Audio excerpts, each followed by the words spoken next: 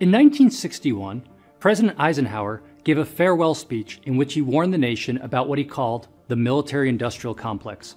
It sounds scary, like something out of a conspiracy theory or a sci-fi movie.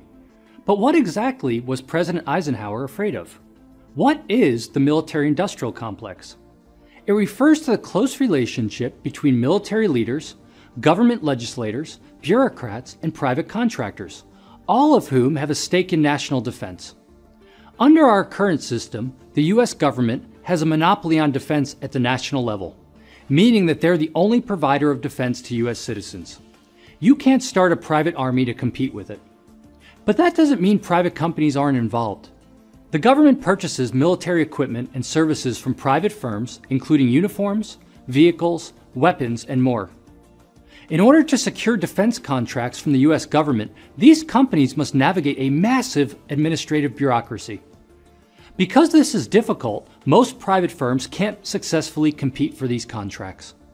Instead, a small number of companies who have close relationships with government officials and specialized knowledge of the process tend to win most of the contracts. And these contracts are quite lucrative. The US defense budget is massive, by far the biggest in the world.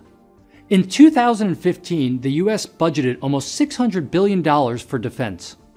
And defense contractors who provide the government with military equipment and services naturally want to secure as much of this budget as possible. They do this by spending significant amounts of money to gain access to politicians and bureaucrats and to influence their decisions. The strong ties defense contractors develop with politicians and bureaucrats lead to what is known as the revolving door, where people hop from jobs at private firms to jobs in government and vice versa. This dynamic only tightens the relationship that private firms have with government and allows them to take advantage of these connections. This messy entanglement has two important implications. First, crucial decisions about war are not necessarily made by dispassionate politicians comparing the costs and benefits of military action. Both government and private business are active participants in the defense sector, and each attempts to influence and shape the behaviors of the other. When you're manufacturing and profiting from military equipment, you stand to benefit greatly from an interventionist foreign policy. If you persuade policymakers, many of whom are your friends and former colleagues, to pursue military action, it's more business for you. This can result in wars, with people shipped off to fight and die, without making the nation any safer. Second, the government's defense budget is fought over by the many firms looking to secure military contracts. If I'm a manufacturer of tanks, it's in my best interest to try to get the government to spend as much of its defense dollars as possible on tanks, even if this is obviously a poor defense strategy.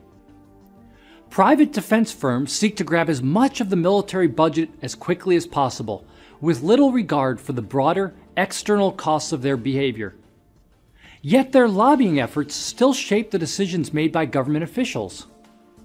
Together, these effects of the military-industrial complex shape the incentives facing both private and government actors in the defense industry.